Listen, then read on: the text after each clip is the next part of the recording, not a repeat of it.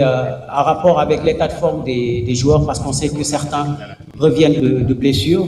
Est-ce qu'aujourd'hui, d'après les infos que vous avez des staffs médicaux de leur club, y a-t-il des joueurs qui mériteraient une attention particulière, vu surtout que le temps de préparation pour la CAN est très limité? Merci.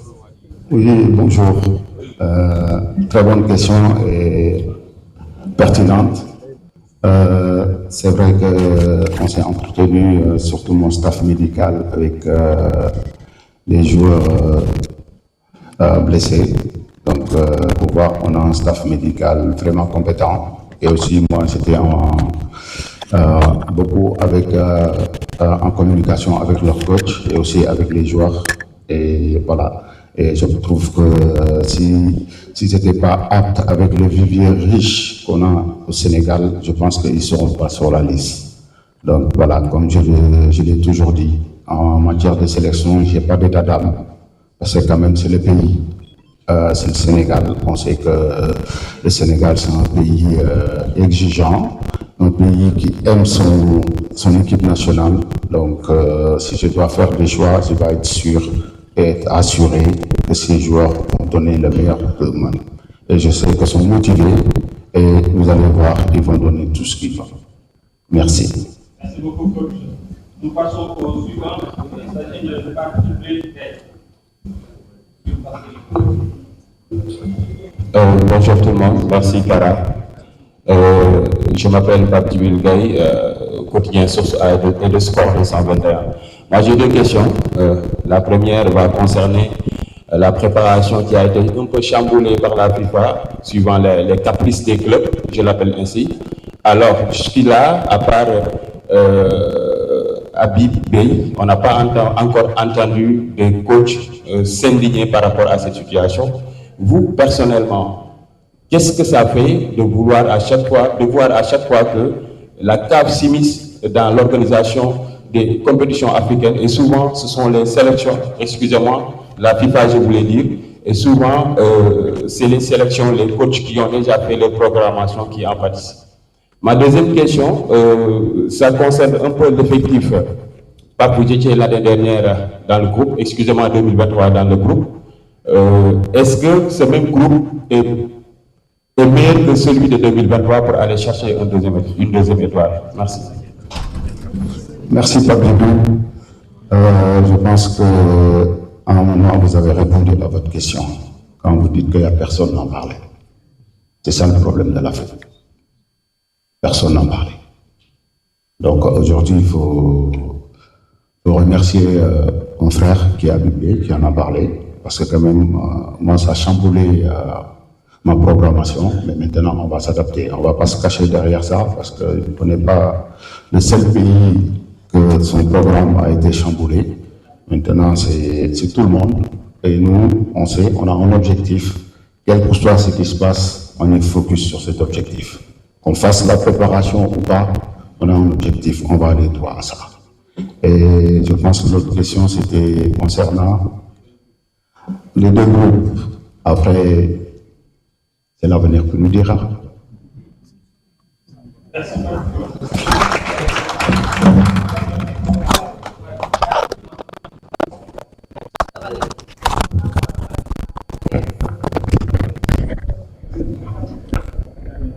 Bonjour coach, bonne chance d'abord pour cette édition 2025.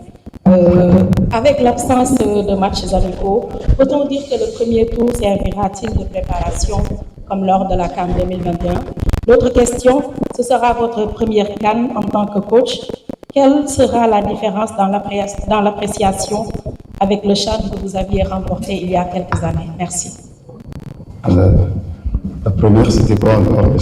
Excusez-moi. C'est avec l'absence de matchs amicaux là. Okay. Oui, effectivement.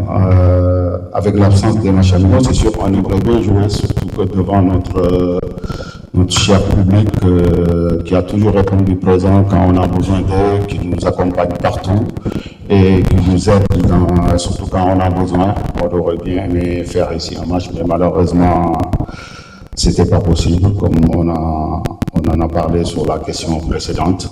Maintenant, il faut s'adapter comme dans l'état de FIFA.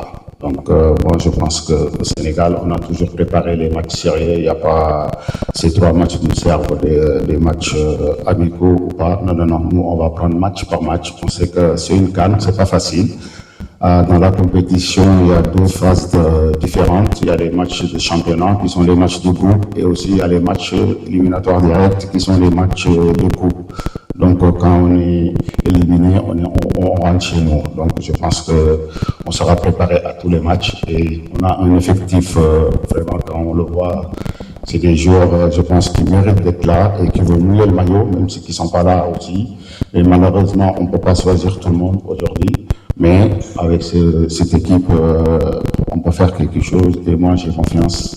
Et avec surtout l'appui de ce peuple et surtout l'appui de vous les journalistes, vous êtes très importants pour moi dans une compétition.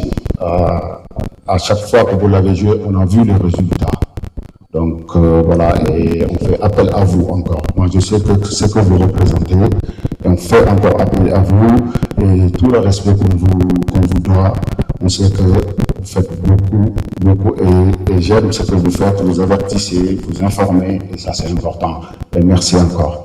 Et parlant du CHAN et la CAN, c'est sûr, ça va être, Inch'Allah, j'espère, la première CAN sur le banc parce que quand même, moi je suis bon, à la def suba, il y a des fêtes, si ça sera, je souhaite faire quelque chose pour mon pays. Comme je l'ai fait au Tchad. Merci beaucoup.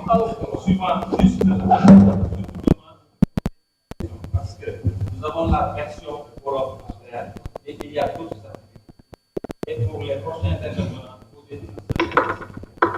suivant, il s'agit de Mamadou Ndiaye de RFM. Bonjour à tous, bonjour coach. Déjà, bonne chance pour la compétition.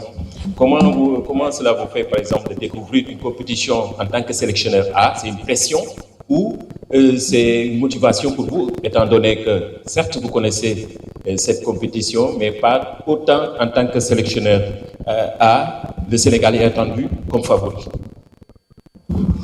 Oui, cette compétition, c'est vrai que, comme je l'ai dit tout à l'heure, c'est sûrement en tant que le numéro 1, mais je l'ai vécu derrière un coach qui a gagné cette compétition. Et j'ai beaucoup appris. C'est énormément appris. Et aujourd'hui, je tenais à le féliciter encore, quand même, de nous ramener la première étoile. Et on va en chercher la deuxième. On sait que ça ne sera pas facile. On fait partie des favoris. On ne le cache pas. Ça, c'est sûr. Maintenant, c'est le statut du Sénégal qui fait ça. Partout où on ira, on n'aura pas de match facile. Donc, à nous de se préparer bien comme il faut. Et tout obstacle qui sera devant nous, on passe dessus et on va aller chercher cette étoile que le pays attend encore.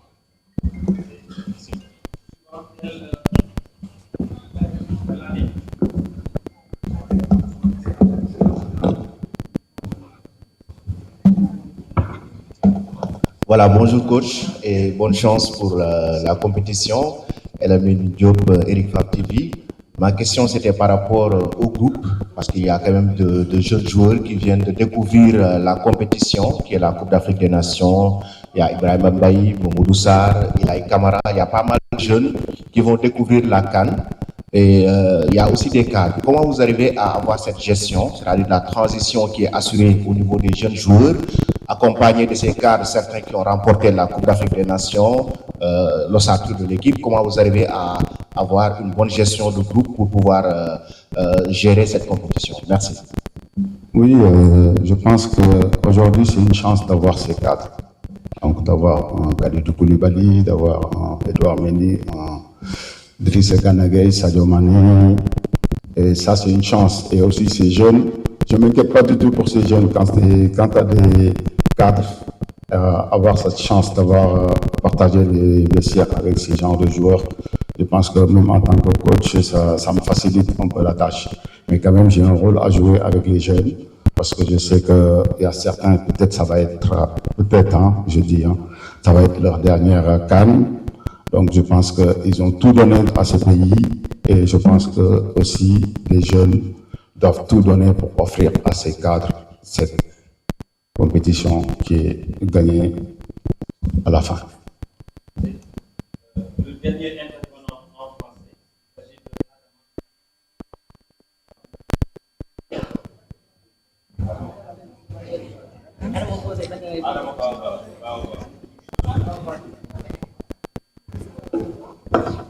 Voilà, merci Kara. Bonjour coach, bonjour à tout le monde.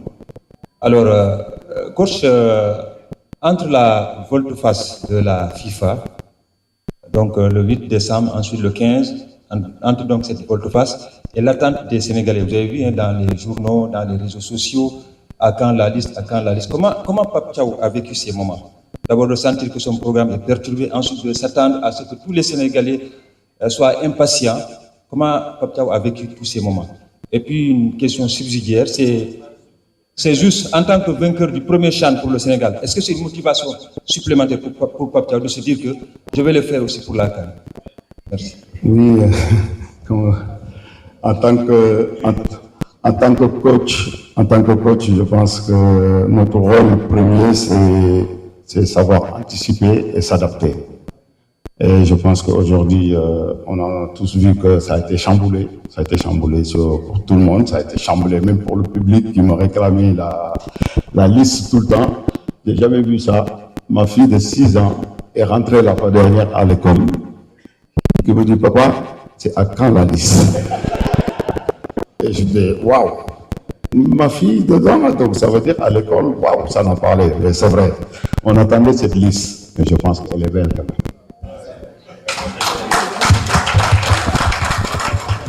Et donc, c'était quoi la deuxième question? Oui.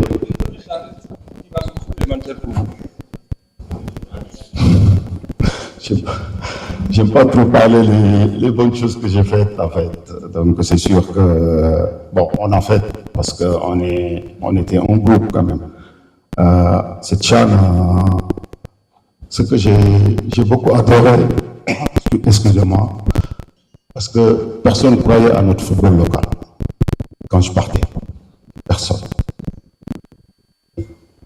Et j'ai cru. Et j'ai mis dans la tête des joueurs.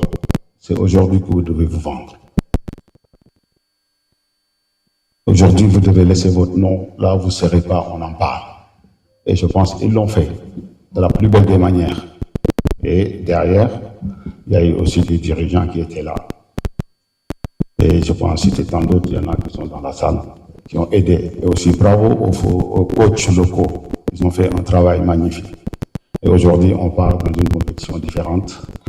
Et espérons que ça va se renouveler. Parce que quand je vois cette équipe qui sont motivés, avec des cadres qui ont envie que demain, s'il s'agit de laisser leur vie sur le terrain, ils le feront.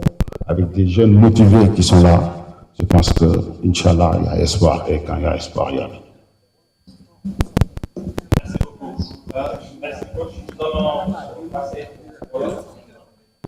Et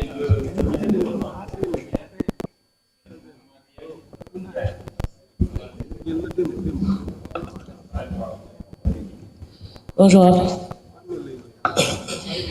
Coach, bonne chance pour cette CAN. Je voudrais... Kara, c'est en Wolof ou en français? Parce que la question là...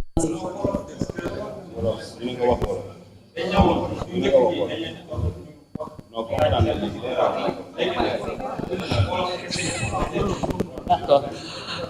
Mais c'est important quand même, mu ñëwaat ci question